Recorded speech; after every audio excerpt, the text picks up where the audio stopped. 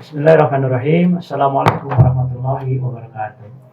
Alhamdulillahi wa kafa wa salatu wassalamu ala nabiyil mustafa wa ala ahli siddiqi wal wafa. Asyhadu an la ilaha illallah wahdahu la syarikalah wa asyhadu anna Muhammadan abduhu wa rasuluh alladzi la nabiyya ba'dah.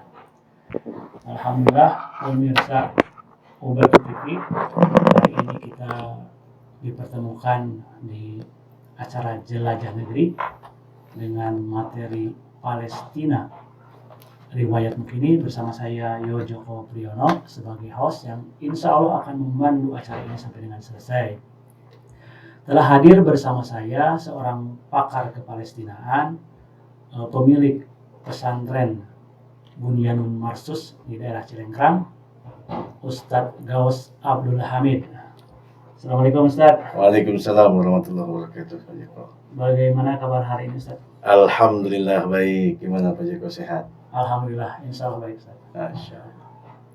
Alhamdulillah Ustadz, podcast ini mungkin relate dengan hari besar umat Islam yang sebentar lagi kita peringati, 27 Rajab ya. Rajab ya. Ya, tentang Isra Mi'raj, di mana Allah memperjalankan hambanya dari Masjidil Haram ke Masjidil Aqsa. Nah, relate-nya itu karena Masjidil Aqsa berada di bumi Syam. Nah, Palestina. yang terjadi di kekinian sekarang adalah tentang ceasefire atau gencatan senjata di Palestina. Nah, mungkin Ustadz bisa memberikan sekilas gambaran tentang Palestina di sebelum tahun 1948 sampai dengan di Oktober 2023 di Taufan Al-Aqsa ya. Seperti apa Ustaz? Baik, bismillahirrahmanirrahim. Assalamualaikum warahmatullahi wabarakatuh. Waalaikumsalam. Alhamdulillahi rabbil alamin, wassalatu wassalamu ala asyrafil anbiya'i wal mursalin wa ala alihi wa ashabihi ajma'in, amma ba'du. Pak Joko dan juga pemirsa Ubatu TV, alhamdulillah hari ini kita bisa berjumpa dan kita berbicara tentang sesuatu yang sangat istimewa, yaitu bicara tentang Palestina.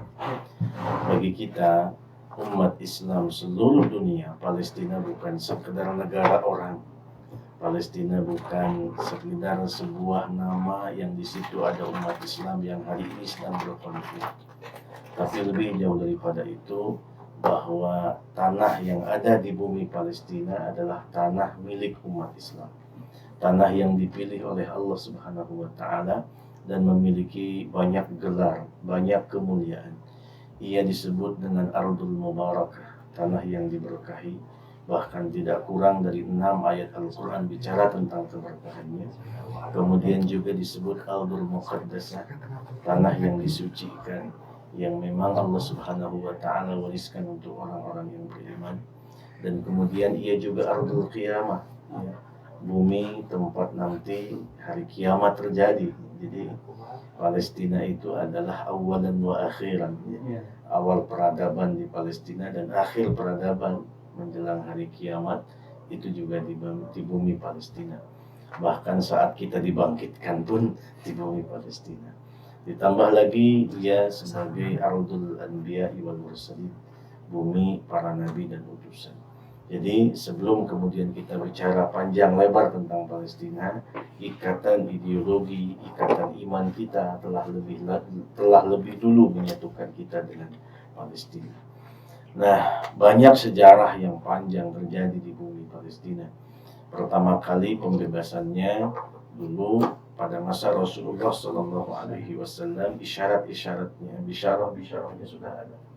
Bahkan saat Rasulullah Sallallahu Alaihi Wasallam dilahirkan, ya, maka kemudian lahir cahaya, keluar cahaya yang kemudian menerangi wilayah Syam, ya, dan kemudian luluh lantakan api yang terus menyala di di Persia, gitu. Nah, jadi betul-betul luar biasa. Bahkan ketika kemudian Rasulullah Sallallahu Alaihi Wasallam telah selesai urusan perjuangan militernya di tanah Arab, maka visi beliau selanjutnya adalah negeri Syam. Makanya sebelum wafat, yang pasukan yang beliau persiapkan adalah cucu angkatnya, yaitu Sayyidina Usamah bin Zaid yang Yang diutus bersama para petinggi sahabat untuk mulai melakukan ekspansi perluasan Islam ke negeri Syam. ya. Nah, jadi betul-betul luar biasa, dan pasukan ini belum berangkat Rasulullah SAW wafat. Lalu kemudian diganti oleh Rasulullah SAW oleh khalifah pertama, yaitu Sayyidina Abu Bakar As-Siddiq. Ya. Dan Sayyidina Abu Bakar As-Siddiq melanjutkan apa yang sudah diwariskan oleh Rasulullah SAW. Lalu kemudian berlanjut lagi Sayyidina Umar, dan masa Sayyidina Umar lah kemudian pertama kali bumi Palestina dibebaskan dan pertama kali Al-Aqsa dimuliakan. Ya, satu-satunya tempat yang wilayahnya tidak dibagikan sebagai sebuah ghanimah adalah Masjidil Aqsa. Kenapa? Karena di bumi Palestina ini beliau mengatakan hadza ardu waqfil muslimin. Ini adalah tanah wakaf bagi kaum muslimin. Jadi nggak bisa dibagikan karena ini milik umat Islam begitu. Dan kemudian beliau mengukur kembali Masjidil Aqsa yang sudah luluh lantak, kemudian membuat batasan-batasannya secara jelas, dan beliau membuat sebuah masjid ya, yang hari ini di atasnya ada masjid namanya Masjid Al-Qibli. Al-Qibli ya. Di bawahnya itu ada Masjid Umar begitu, dan itu adalah perlambang pertama di mana beliau mengembalikan kemuliaan tempat ini. Dan kemudian beliau membuat sebuah perjanjian yang disebut dengan Al-Uhdatul Umariyah, perjanjian Umar, bagaimana ini menjadi sebuah pusat semua agama di situ dan toleransi, dan tentu umat Islam memiliki peran yang sangat penting di sini.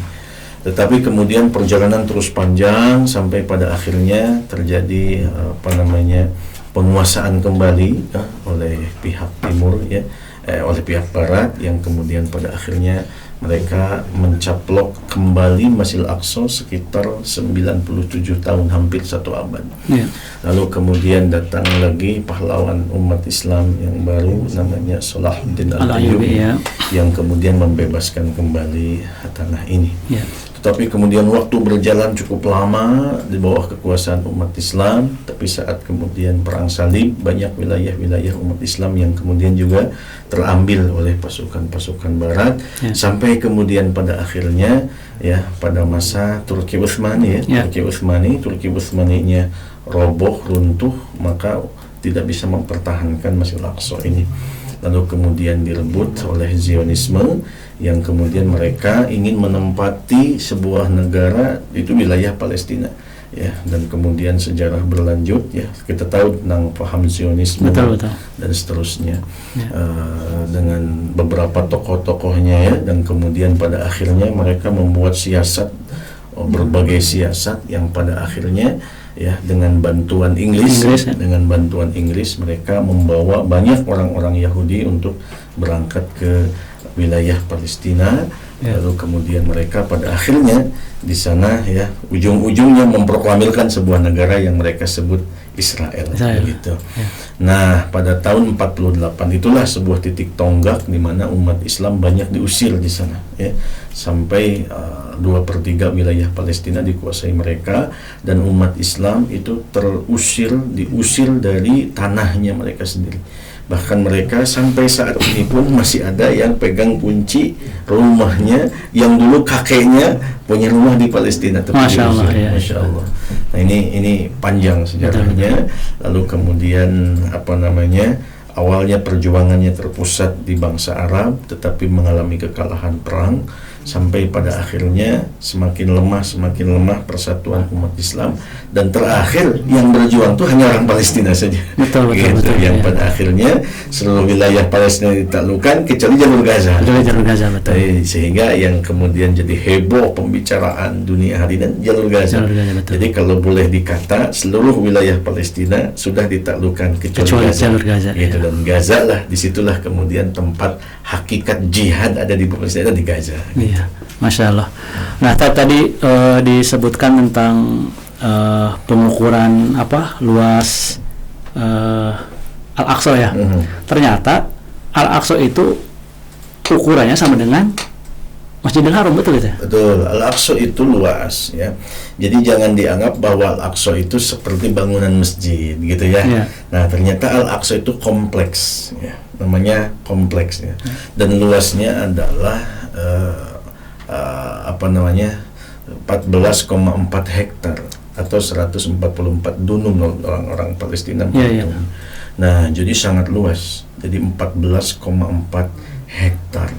Dan ternyata ya, Al-Aqsa itu berdasarkan hasil penelitian para ulama itu ternyata sesuai dengan hadis Rasulullah SAW. Jadi Al-Aqsa ini dibangun termasuk masjid yang pertama kali dulu dibangun berbarengan atau dekat dengan Masjidil Haram.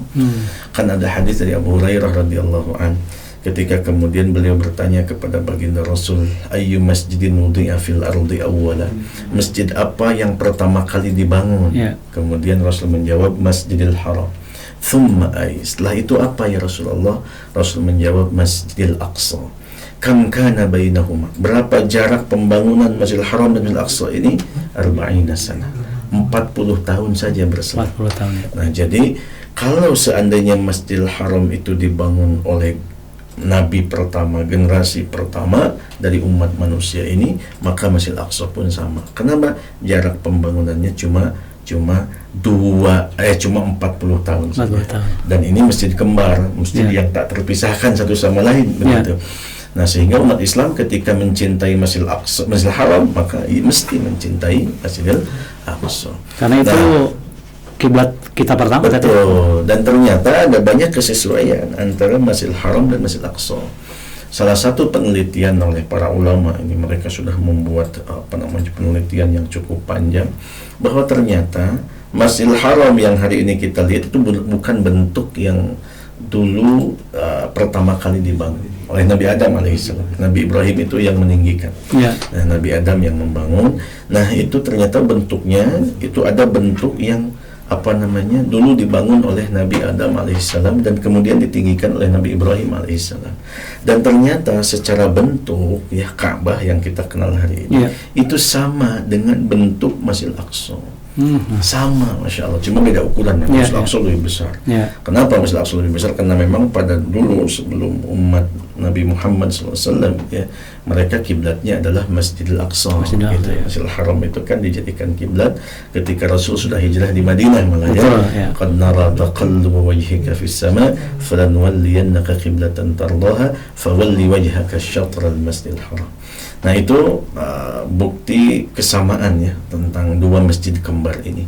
Terus yang kedua, bahwa di dalam Masjid Al-Aqsa itu terdapat batu-batu yang besar ya, yang kemudian tersusun dengan rapi, dan berdasarkan penelitian batu ini sangat lama, ribuan tahun, dan ternyata diperkirakan itu ada di masa Nabi Sulaiman alaihissalam. Kalau kata Profesor Dr. Murawah Musa Nasir, beliau mengatakan bahwa tidak mungkin batu sebesar itu dengan teknologi masa lalu gitu ya bisa disusun dengan sangat rapi gitu. Ya, kecuali satu Nabi Adam, karena Nabi Adam secara jisad juga beda dengan diri kita. Yang kecil-kecil lah begitu. Kemudian yang kedua Nabi Sulaiman alaihissalam, karena kita tahu kisah Nabi Sulaiman, di mana ada banyak khawariqul adah begitu ya. Nah, seperti itu. Jadi sesuai dengan hadis ternyata imma Nabi Adam atau imma Nabi Sulaiman. Karena Nabi Adam alaihissalam itu yang membangun pertama kali, Nabi Sulaiman itu adalah membangun setelah Nabi Adam, seperti Nabi Ibrahim membangun setelah Nabi Adam yang membangun Masjidil Haram. Kalau Nabi Sulaiman membangun Masjidil Aqsa gitu. Nah, jadi dari penelitian, bahkan salah satu wali songo di Indonesia, Sunan Kudus, Sunan Kudus itu asli Palestina, betul. Namanya Syekh Ja'far Siddiq, dan beliau membangun masjid itu ya, subhanallah ya. Nama kotanya beliau nama Al-Quds, Kudus itu Al-Quds, itu sama dengan di Palestina. Dan masjidnya itu ada sebuah prasasti itu dari batu itu. Dan itu katanya itu batu asli dari Palestina yang usianya ribuan tahun, dan itu sudah diteliti. Nah, jadi ini menunjukkan bahwa betul ini adalah peninggalan pada nabi-nabi terdahulu yang sudah sangat lama. Kalau kita tarik garis merah, berarti Kudus itu sebenarnya dari asal kata Al-Quds ya. Iya, betul. Al-Quds. Nah, satu lagi tadi Ustaz katakan bahwa persoalan Palestina adalah bukan persoalan negara mereka sendiri ya, tapi persoalan seluruh umat manusia. Betul ya? Betul. Permasalahan Palestina adalah permasalahan kita umat Islam dan juga permasalahan seluruh umat manusia. Kenapa demikian? Harvard ya, seorang pakar geografi dunia, beliau meneliti bahwa di dunia ini ada sebuah tempat yang disebut dengan Eurasia. Eurasia ini adalah sebuah irisan antara benua Afrika, benua Asia dan benua Eropa. Nah, dan di wilayah ini itu terdapat 80% seluruh potensi dan kekayaan dunia di tempat itu saja. Ya. Ini sangat kaya luar biasa. Namanya wilayah Eurasia. Dan wilayah Eurasia ini termasuk juga wilayah Palestina. Jadi sederhananya dia adalah jantung dunia. Kalau seandainya ingin tercipta perdamaian dunia, damaikan di sini. Kalau seandainya ingin tercipta kemaslahatan dunia, maslahatkanlah di sini. Nah, ini menarik nih sebenarnya sebuah statement ini kan. Nah, jadi ternyata hari ini kalau seandainya kita ingin selesai permasalahan di dunia, coba selesaikan di sini. Maka yang lain akan terurai dengan sendirinya menjadi selesai. Bahkan ada sebuah ungkapan gitu. Kalau seandainya dunia ini punya ibu kota, di situ. Masya Allah. Sehingga sangat menentukan stabilitas di wilayah-wilayah yang lain. Iya. Dan tempat itu adalah Palestina. Masya Allah. Nah, kembali ke ini kan dari gencatan senjata yang kemarin disepakati 19 Januari. Itu berarti sudah lewat 471 hari ya. 1 tahun 4 bulan. Betul. Nah, 1 tahun 4 bulan sejak 7 Oktober itu. Nah, ketika Taufan Al-Aqsa itu dalam tanda kutip di launching oleh para pejuang, ternyata respon dari penjajah Israel itu sungguh reaktif. Jadi kalau dari reaksi yang mereka berikan itu menyatakan bahwa ini adalah perang, bahwa kalaupun kita lihat itu sebenarnya bukan perang karena mereka hanya melawan orang sipil. Nah, ini dari 7 Oktober itu yang dijadikan sebagai dasar mereka para penjajah untuk menyerang balik. Ini bagaimana menurut Ustaznya? Jadi memang mereka mencari momen-momen itu. Yeah. Sebetulnya mereka menjajah itu sejak lama. Betul. Cuma kan mereka sembunyikan.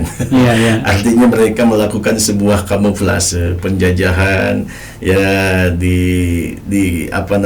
dihias-hiasi seolah-olah bukan penjajahan gitu ya. Pengusiran dihias-hiasi seolah-olah bukan pengusiran. Peristiwanya banyak seperti Sheikh Jarrah misalkan ya. Bagaimana pemukiman kaum muslimin di Palestina yang kemudian harus diusir. Alasannya apa? Mereka nggak bayar pajak, padahal kan semuanya sudah segala hal mereka buat aturannya, sangkan mereka tidak mungkin bisa bertahan di sana, sehingga mereka eksekusi dengan landasan undang-undang milik mereka. Tapi faktanya itu penjajahan semua. Betul. Bagaimana mereka menguasai Masjidil Aqsa, kemudian mereka merusak Masjidil Aqsa dari bawah bangunan, dan kemudian bagaimana begitu banyak nyawa terbunuh gitu ya, tetapi itu tidak pernah diekspos dan kemudian tidak pernah ada pengadilan yang adil gitu di pemerintah, di apa yang mereka sebut dengan pemerintahan Israel begitu. Betul. Yang pada intinya penjajahan. Tetapi yang mereka inginkan itu adalah memang umat Islam nyerang duluan gitu. Disitulah kemudian mereka seolah-olah terzalimi gitu. Kami diserang. Playing victim. Playing victim. Padahal memang mereka sudah melakukan itu berpuluh-puluh tahun lamanya. Melakukan penindasan, melakukan pengusiran, melakukan berbagai hal yang sifatnya ingin mengosongkan ya wilayah Palestina sehingga mereka berkuasa sendirian di wilayah sana. Sehingga pas Tufan Al-Aqsa tanggal 7 Oktober itu mereka jadi dijadikan momen gitu. Betul. Tetapi hari ini mereka kena simalakam. Kenapa? Karena mereka tidak mampu membidik kepada para tentaranya. Betul. Yang mereka habisi adalah rakyat. Yang mereka habisi adalah sipil. Akibatnya apa yang mereka lakukan kembali kepada diri mereka sendiri. Betul. Ya. Sehingga memang saya melihat ini adalah apa yang sudah Allah Subhanahu wa Ta'ala sampaikan kepada kita tentang janji kemenangan di bumi Palestina. Ya, Allah katakan dalam Quran surat Al-Isra, nama lainnya Bani Israel. Ya, betul. nama lain dari surat ini adalah Bani Israel. Kata Allah, wa qadayna ila Bani Israel latufsidunna fil ardi marratain wa la ta'lunna 'uluwan kabira. Ya, kami tetapkan ya Bani Israel itu akan melampaui batas di atas muka bumi ini. Udah kelasnya kelas dunia gitu, melakukan kerusakan sampai 2 kali. 2 kali. Ya. Fa idza jaa wa'du ulahuma ba'athna 'alaikum 'ibadan lana uli ba'sin syadid fajasu khilalad diyar wa kana wa'dan maf'ula. Ini terjadi yang pertama pada masa Sayyidina Umar.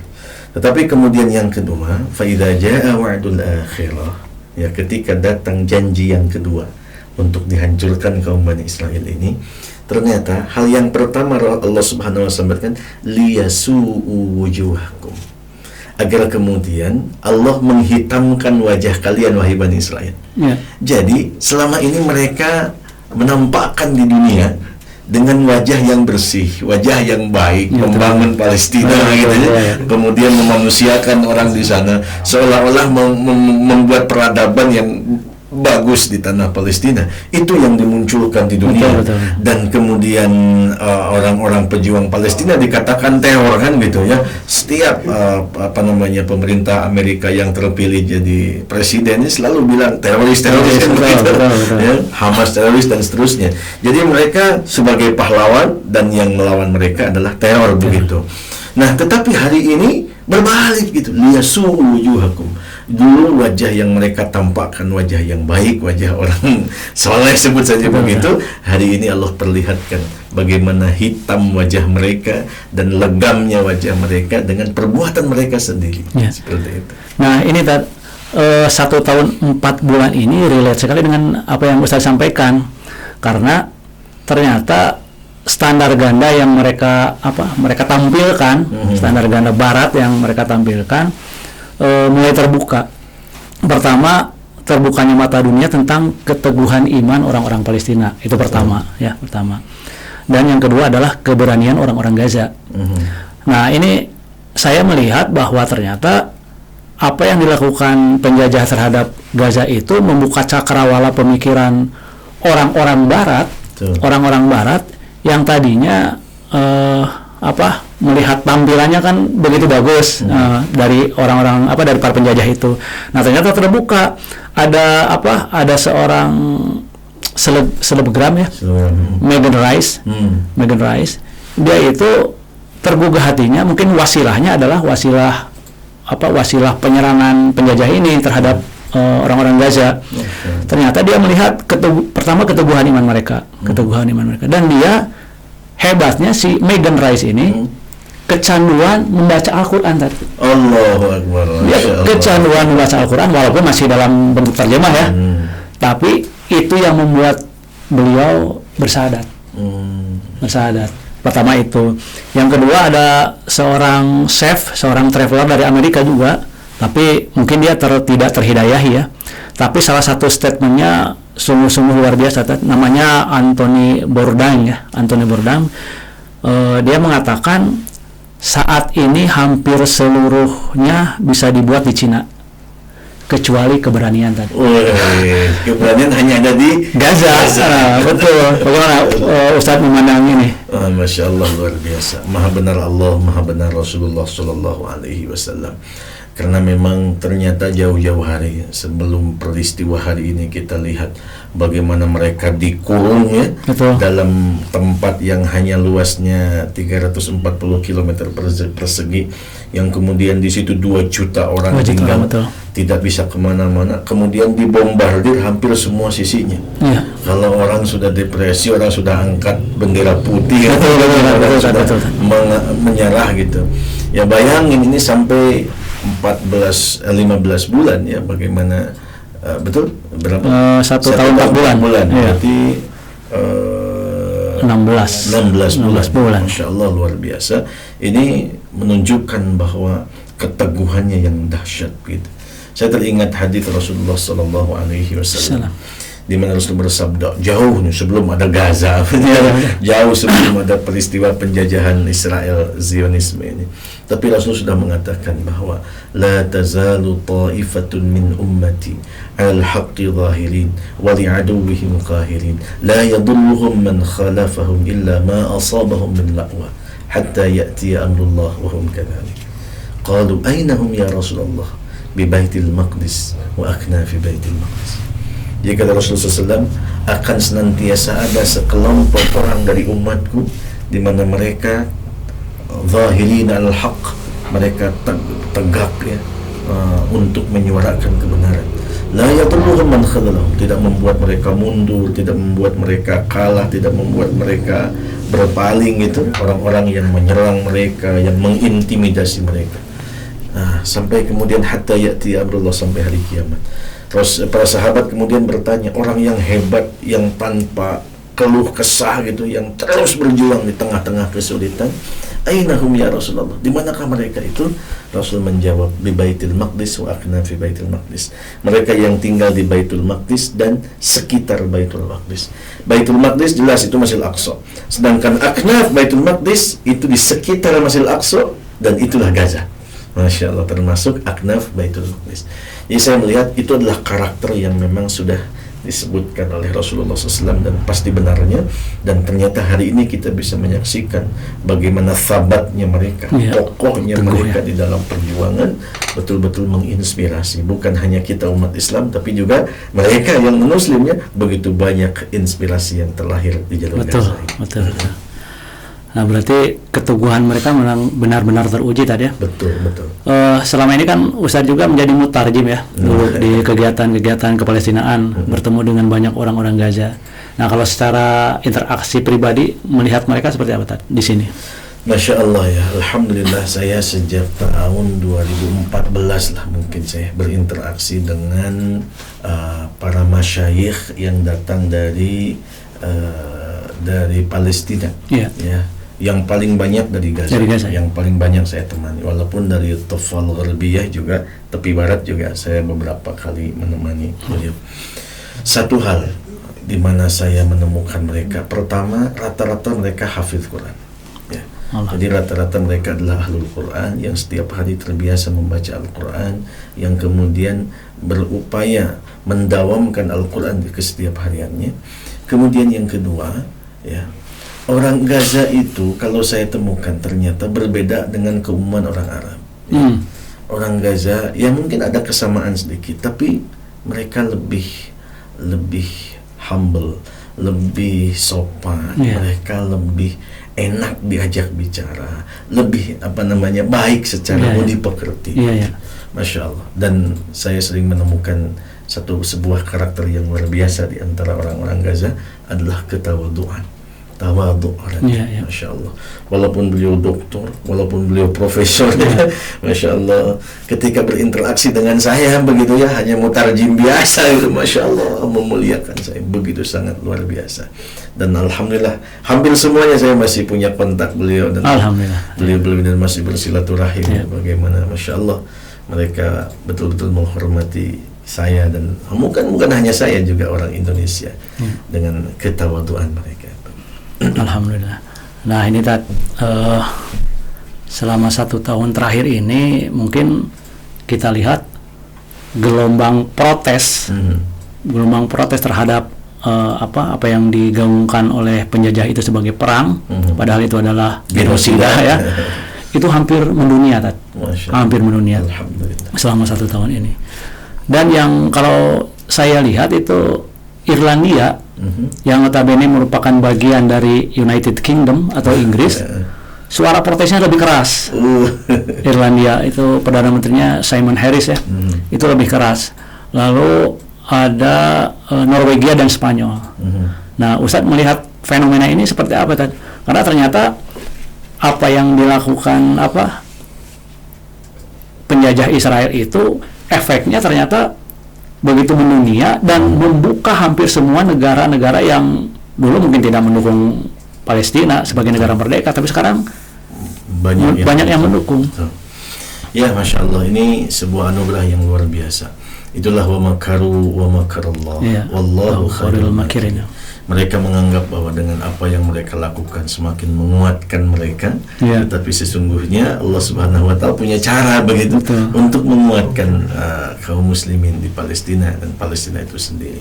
Nah, jadi betul ya.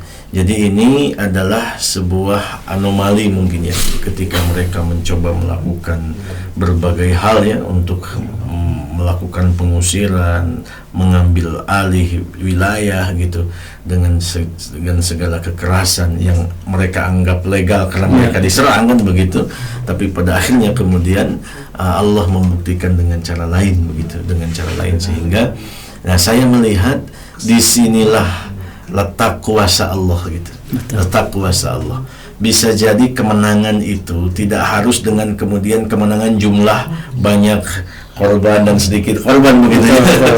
Tapi justru kemenangan secara strategis ini yang kemudian pada akhirnya menjadi sebuah kemenangan yang luar biasa. Ya, saya teringat dulu ketika Sayyidina Abu Bakar As-Siddiq ya, ketika beliau memberangkatkan pasukan Usama bin Zaid yang kemudian Sayyidina Abu Bakar juga ikut dalam pasukan ini, dan kemudian di Madinah itu hampir kosong melompong gitu. Habis semua karena Sayyidina Abu Bakar tidak mau orang yang sudah diperintahkan berangkat nggak berangkat aja, kata Rasul berangkat, saya nggak mau merubah atau menasakh apa yang Rasul sampaikan. Nah, ada sebuah kekhawatiran gitu Sayyidina Umar itu, kalau semua berangkat di Madinah tidak ada pertahanan, sedangkan banyak konflik di Madinah, artinya orang yang murtad, yang enggan membayar zakat, kan nabi palsu, itu kan bermunculan. Suasana internal aja lagi nggak bagus gitu. Pasukan keluar semuanya gimana gitu. Tapi Masya Allah, Sayyidina Abu Bakar As-Siddiq mengatakan, berangkat kalian, ya, berangkat kalian. Kalaupun seandainya di sini tidak ada orang, cukup Abu Bakar yang menjaga Madinah. Masya Allah. Luar biasa. Tapi ternyata kemenangannya adalah kemenangan strategis gitu. Masya Allah.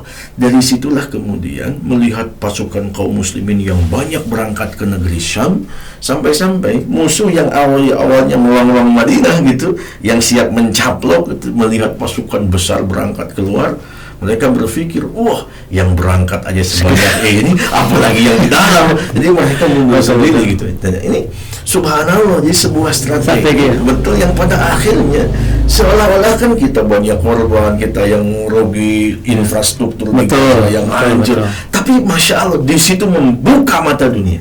Dan ternyata itulah sebuah konsep perjuangan ya. Kenapa kita dikenal dengan syahid, dikenal dengan jihad dalam agama ini ya, bukan berarti bahwa nyawa umat Islam ini murah, betul. Tapi justru disitulah letak kemuliaan. Saat ada musyahada di situ, maka kemudian keberkahan Allah akan datangkan, pertolongan Allah akan datangkan dari cara-cara yang tidak dipikirkan oleh orang. Begitu. Ada cara Allah yang sangat indah untuk memenangkan suatu kaum. Betul. Dan kadang-kadang mungkin kita lebih berpikir dengan cara kita. Hal seperti itu di luar, kalau anak-anak zaman sekarang bilangnya di luar nurul.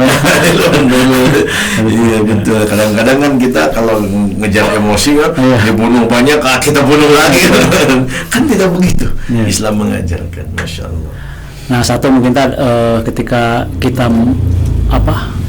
melihat orang-orang Palestina, orang Gaza dalam tanda kutip dibantai seperti itu ya, kita ingin mendoakan mereka ya, padahal sebenarnya mungkin kita yang istilahnya nebeng berkah ke mereka ya. Betul. Ya. Karena sebenarnya wilayah mereka itu dan orang-orang ini diberkahi, betul kan? Betul. Masya Allah ya. Kadang-kadang kita merasa berjasa hanya mendoakan, merasa sudah berkontribusi, padahal hanya dengan mendoakan. Padahal dengan mendoakan keberkahan Palestina datang di kita. Betul. Karena memang keberkahan Palestina itu nas, dan bukan hanya untuk orang Palestina. Seperti apa yang Allah firmankan di Quran surah Al-Anbiya, wa najjaynahu wa lutan ilal ardil lati barakna fiha lil alamin. Jadi keberkahan Palestina itu untuk seluruh alam, termasuk kita. Permasalahannya mau ikut gabung dalam perjuangan ini dengan cara kita gitu atau tidak. Walaupun berdoa, doa silahul mu'min. keajaiban doa itu dahsyat ya. Kita berdoa untuk Al-Aqsa, kita berdoa, keberkahannya pasti datang kepada kita, dan itu bukan isapan jempol ya. Betul. Sudah banyak bukti di lapangan begitu. Nah, ini mungkin dari 15 bulan yang terjadi kemarin, tadi Ustadz juga katakan bahwa kerusakan infrastruktur yang terjadi di Gaza itu bisa mencapai 65%. Dan ini kalau dilansir dari Reuters nih, pembangunan kembali Gaza setelah peristiwa kemarin itu baru bisa selesai di 2040 Tad. Dan kerugiannya 18,5 miliar dolar atau sekitar 301 triliun. Nah, seperti itu Tad. Nah, membangun kembali Gaza ini kan membutuhkan waktu yang lama. Sementara kemarin 19 Januari disepakati gencatan senjata. Nah, selama rentang waktu yang lama itu, saya kira Israel nggak akan diam gitu. Nah, ketika Gaza dibangun, menurut Ustadz tetap akan damai atau selalu ada intrik-intrik atau konflik yang terjadi sampai rentang 2040 itu Tad? Jangan pernah berpikir bahwa orang Gaza akan putus asa untuk membangun negerinya. Mereka tidak akan pernah putus asa. Satu-satunya negeri yang punya tekad membaja itu orang Gaza. Masya Allah, luar biasa. Nah, gini, jadi ada pun atau tidak ada pun penyerangan lagi dari Israel, karena kita tahu ya mereka mau pengkhianat.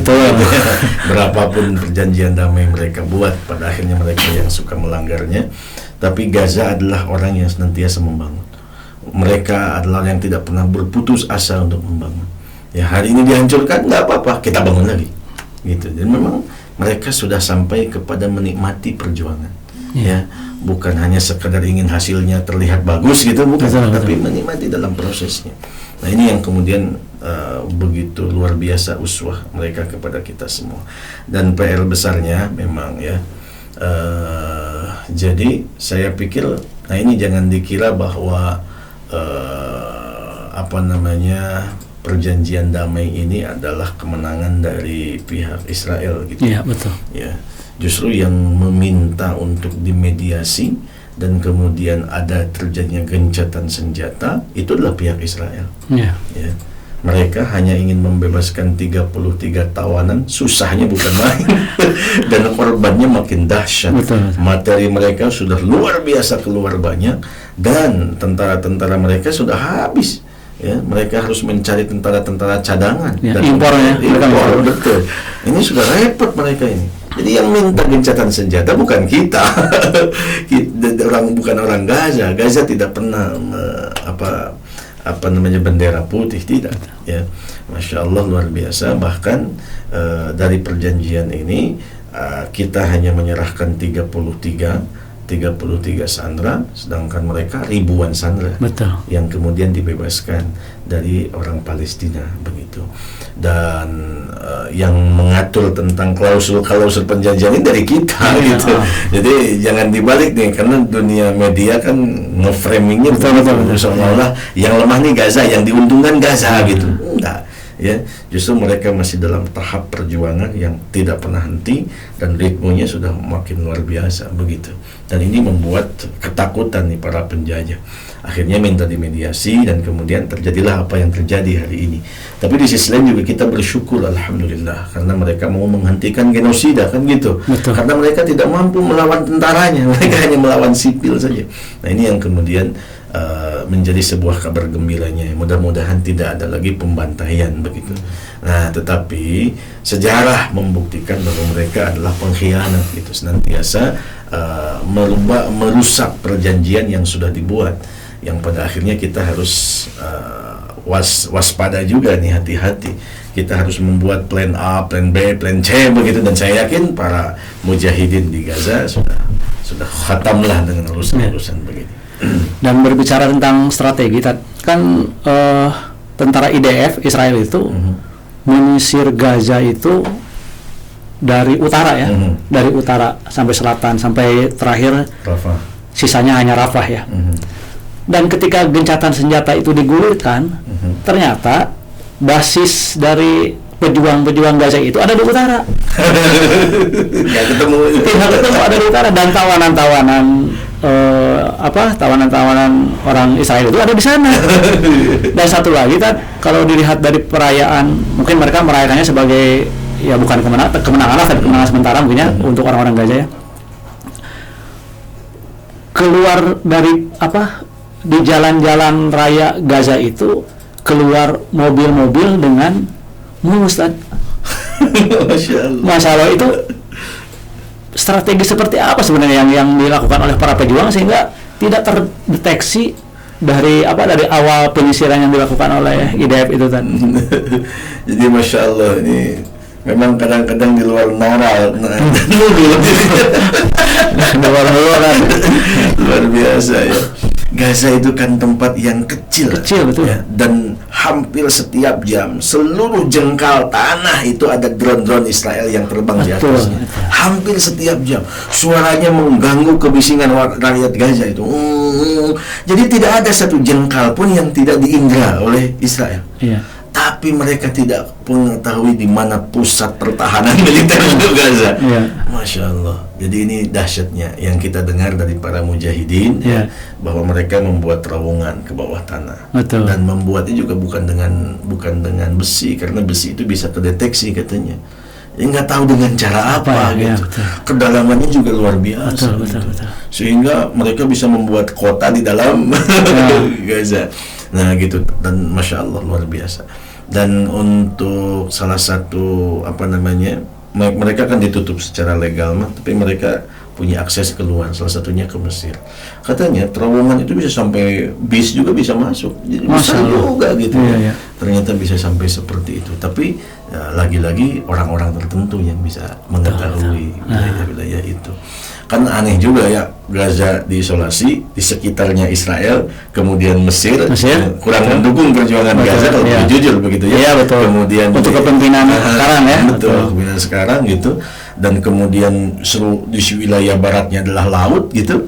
Bagaimana mereka bisa dapat senjata dari mana gitu. Ketika ditanyakan kepada para mujahidin, wah itu rahasia. Kalaupun kita harus datangkan dari langit, kita datangkan dari langit, bahasanya begitu. Iya. Nah, tapi Masya Allah luar biasa. Ini adalah kecerdikan, kecerdasan, dan kemampuan intelijensi mereka yang di atas rata-rata. Begitu. Masya Allah. Iya, dan pasukan pejuang itu dinamakan Izzuddin Al-Qassam tadi ya? Betul. Saya ingat di tanggal 29 Agustus tahun lalu ketika saya ada di rumah sakit, itu salah satu pejuang, pemimpin para pejuang ini syahid, Ismail Hania. Itu saya masih ingat, saya berada di sana, berada di rumah, sedang dirawat. Nah ternyata pergantiannya begitu cepat. Betul. Pergantiannya begitu cepat, diganti oleh Yahya Sinwar. Nah, seberapa penting ini atau seberapa efek dari para pejuang ini terhadap rakyat Gaza? Kan Hamas itu dicap sebagai teroris untuk oleh Barat. Nah, seberapa besar peran mereka atau seberapa besar efek mereka untuk rakyat Gaza sehingga bisa membangkitkan semangat berjuang, keimanan, seperti apa tadi? Pemimpin-pemimpin mereka tentu memiliki keutamaan, memiliki kelebihan-kelebihan yang sangat luar biasa dari segi kafaah Islamiyahnya, kafaah syar'iyah, kemudian kafaah qiyadiyahnya. Mereka punya keluar biasaan itu. Tetapi perlu diketahui bahwa rakyat Gaza berjuang bukan gara-gara pemimpinnya yang kokoh, tapi mereka menjadi pejuang karena memiliki keimanan yang kuat.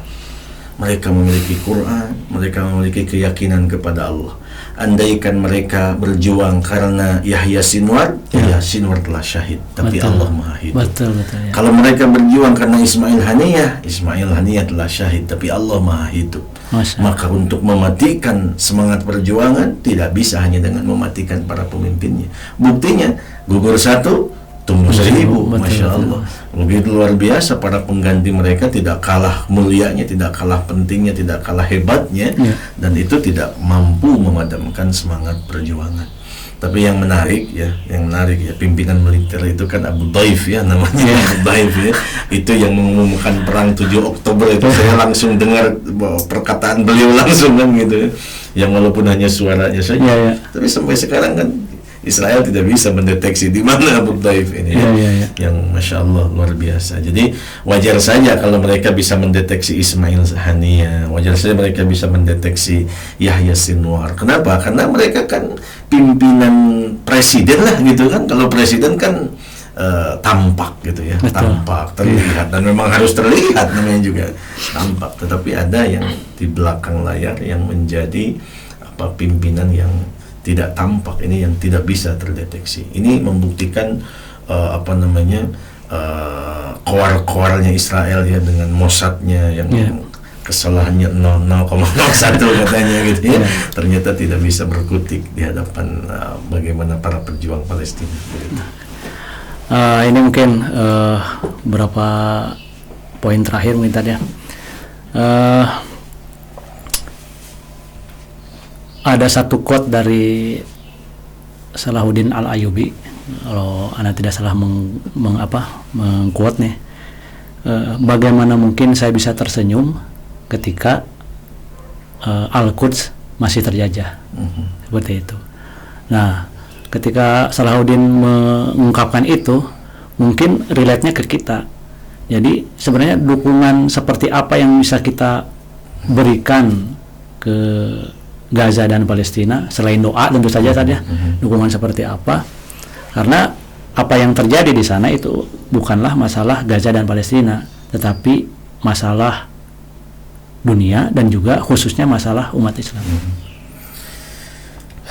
Tentu kita walaupun tidak berada di Palestina ataupun tidak berada di Gaza harus ambil bagian dalam perjuangan ini. Majal jihadnya luas, ya, lapangan perjuangannya sangat luas. Salah satunya adalah bagaimana kita mengedukasi umat Islam. Ini adalah bagian daripada perjuangan yang tidak kalah pentingnya.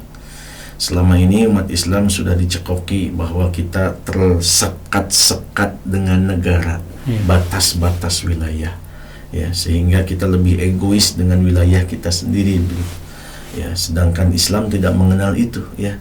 Di mana kalimat la ilaha illallah di sana disanjung, maka itu adalah tanah kita, dan ketika ada seorang muslim di sana dilukai, maka dia adalah melukai kita, sehingga kita adalah punya tanggung jawab untuk membelanya.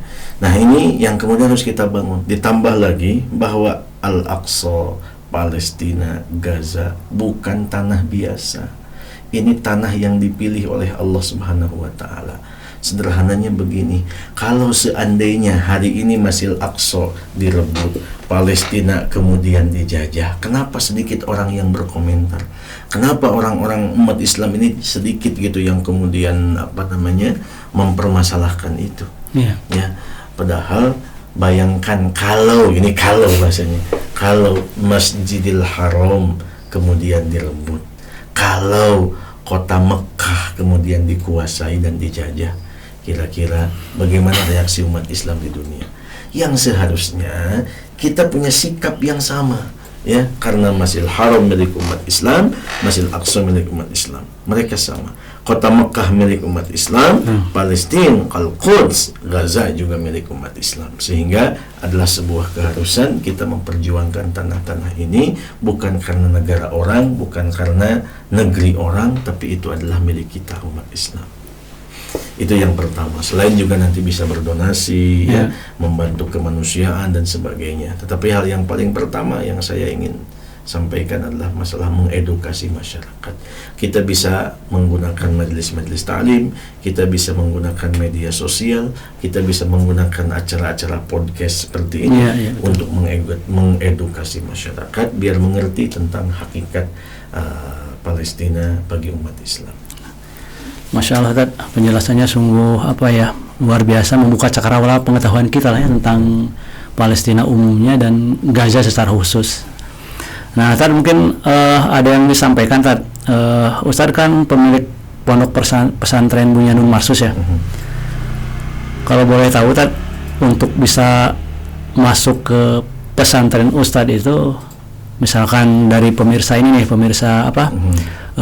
Ubertu TV ini punya anak yang ingin menjadi hafiz Quran, bisa didaftarkan ke pesantrennya Ustadz, seperti gimana Tad? Jadi saya alhamdulillah ini sudah bermukim sekarang ya. Kalau kemarin pesantrennya masih ngontrak, sekarang sudah bermukim. Alhamdulillah ada yang sudah wakaf 1 hektar tanah di wilayah Desa Melatiwangi, Kecamatan Cilenggrang, Kabupaten Bandung.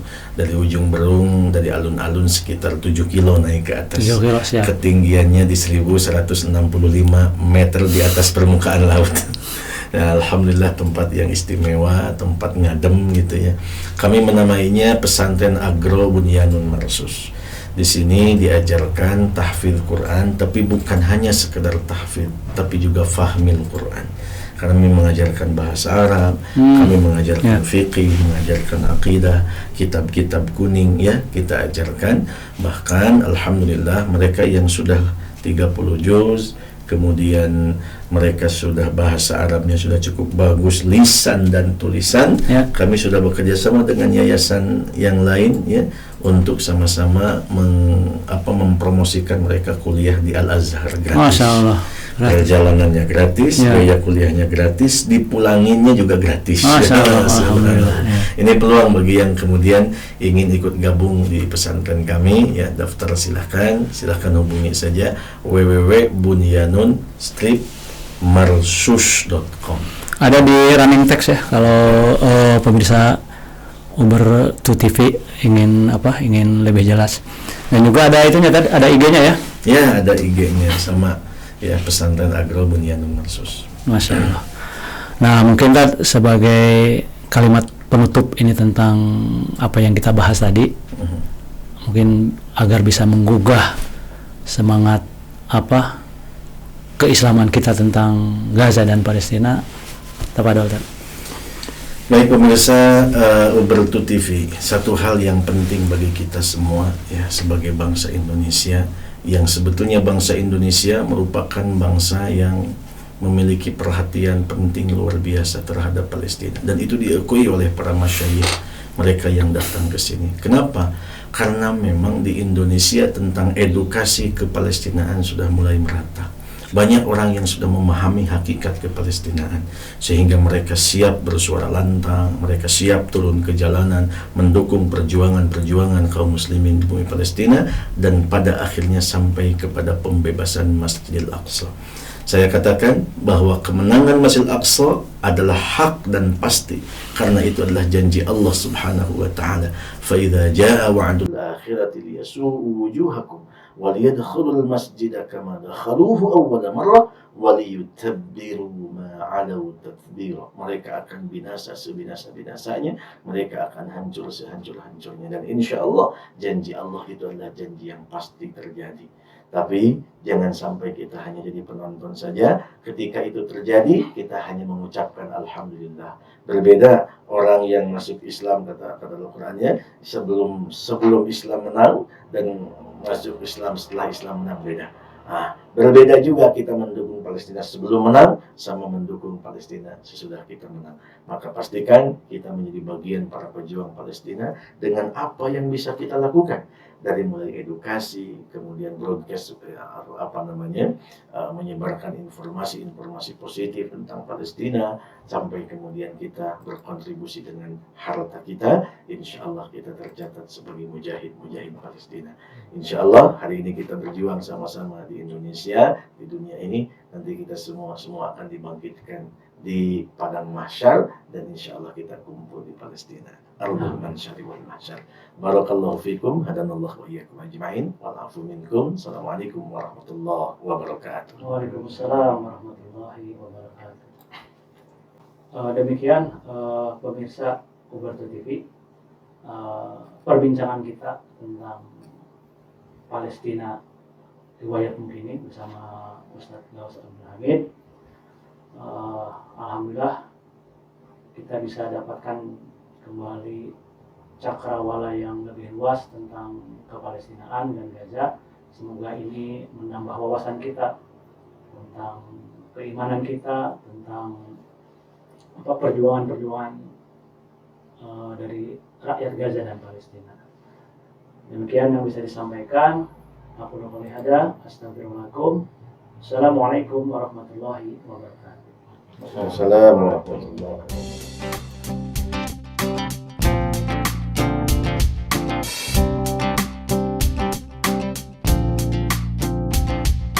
Harapan masa depan kian musnah,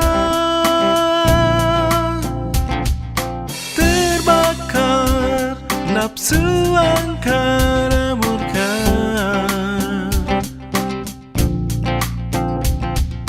tergerus rasa haus kekuasaan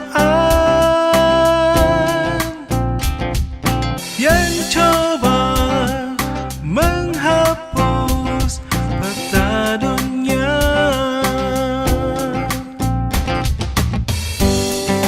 Kau hancurkan rakyat tak berdosa, kau hilangkan bangsa bermartabat.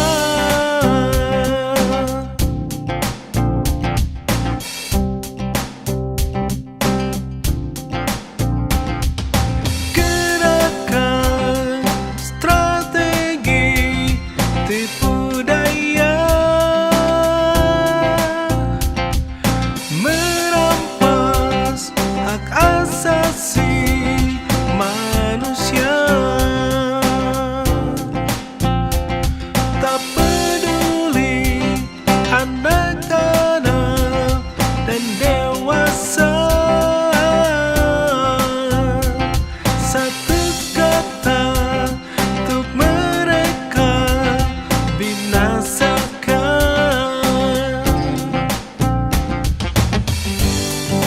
Kau hancurkan rakyat tak berdosa, kau hilangkan bangsa.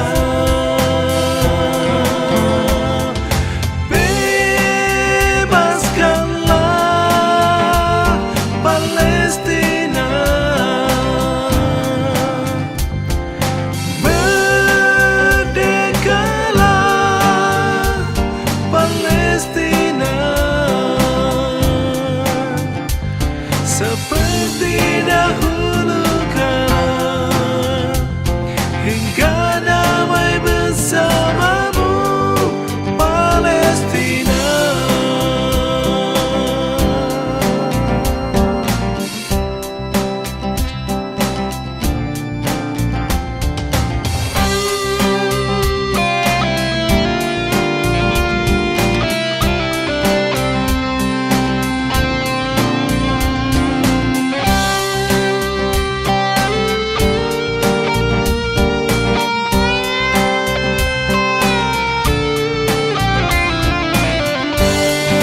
Kau hancurkan rakyat tak berdosa, kau hilangkan bangsa.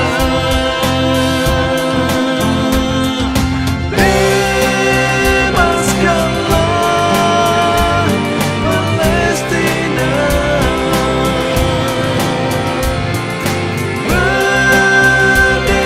merdekalah Palestina, bebaskanlah Palestina, merdekalah Palestina, seperti dahulu kala, hingga damai bersamamu Palestina.